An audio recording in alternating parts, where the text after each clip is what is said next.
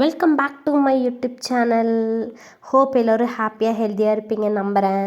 நாங்களும் இங்கே எல்லாம் நல்லாயிருக்கோம். இந்த வீடியோவில் புரோட்டாவை ஸ்க்ராட்ச்லேருந்து பண்ணுறது தான் பார்க்க போகிறோம். இதுதான் ஃபஸ்ட் டைம் எனக்கே புரோட்டா பண்ணுறது. நானே பண்ணிட்டேன், யாரும் எந்த ஹெல்ப் இல்லாமல். நினச்சே பார்க்கல நல்லா வரும் அப்படின்ட்டு.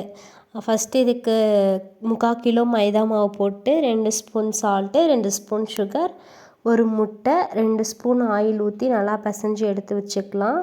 சப்பாத்தி மாவு மாதிரி ஆயில் அப்ளை பண்ணி ஊற விட்டுறலாம் ஒரு 15 மினிட்ஸுக்கு. பரோட்டாவுக்கு எம்டி சால்னா பண்ணலான்னு தான் பிளான் பண்ணியிருந்தோமா. ஸோ அந்த 15 மினிட்ஸில் சால்னாக்கு தேவையான வெங்காயம், பச்சை மிளகா, தக்காளி எல்லாம் கட் பண்ணி வச்சிடலான்ட்டு அதெல்லாம் பண்ணிகிட்டு இருந்தேன். யாருக்கெல்லாம் பரோட்டா பிடிக்கும்னு சொல்லி கமெண்ட் பண்ணுங்கள். என்னெல்லாம் கேட்டால் பரோட்டாவா பிரியாணியான்லாம் கேட்டால் பரோட்டா தான் சொல்லுவேன். அது கொத்து பரோட்டானா இன்னும் பிடிக்கும். அது ஒரு ஆத்தென்டிக் டேஸ்ட்டாக இருக்கும்.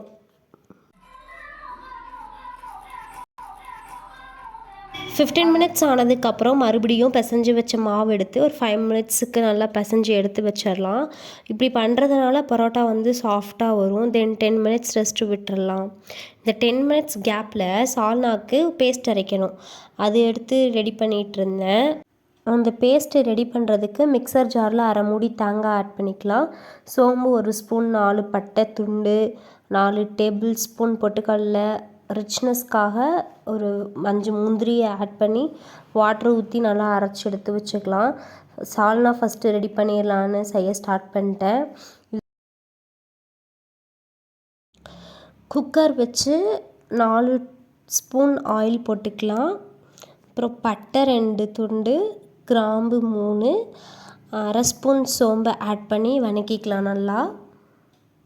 கூடவே ஒரு கொத்து கருவேப்பிலை ஆட் பண்ணி நல்லா கோல்டன் ப்ரௌன் ஆகிற வரைக்கும் வதக்கிக்கலாம். 4 மீடியம் சைஸ் பெரிய வெங்காயமை நீல வாக்கில் கட் பண்ணி எடுத்து வச்சுருந்தேன்.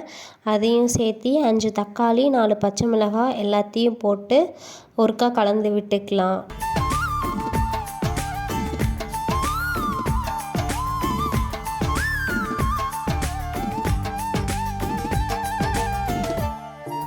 சால்னாக்கு தேவையான மசாலா பவுடர்ஸ்லாம் ஆட் பண்ணிக்கலாம். 1/4 ஸ்பூன் மஞ்சள்தூள், 2 ஸ்பூன் மல்லித்தூள், 1/2 ஸ்பூன் மிளகாய்த்தூள், குழம்புக்கு தேவையான அளவுக்கு உப்பு, 2 ஸ்பூன் சிக்கன் மசாலா ஆட் பண்ணி ஒருக்கா நல்லா கலந்து விட்டுடலாம்.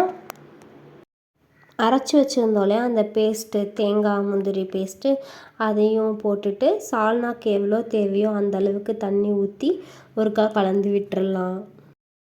லிட்டை க்ளோஸ் பண்ணி ஒரு விசிலுக்கு ப்ரெஷர் குக் பண்ணி எடுத்தோம்னா அவ்வளோதான், சால்னா ரெடி ஆயிடுச்சு. பரோட்டா பண்ண ஸ்டார்ட் பண்ணுவோமா. மறுபடியும் ஊற வச்சுருந்தோம் இல்லையா, அதை எடுத்து ஒருக்கா நல்லா பிசைஞ்சு விட்டதுக்கப்புறம் உருண்டை பிடிக்கிற மாதிரி நம்ம கத்தியை வச்சு அழகாக கட் பண்ணி எடுத்து வச்சுக்கலாம். உருண்டை பிடிச்சி அதை மெலிசாக தேய்ச்சி எடுத்து வச்சுக்கலாம்.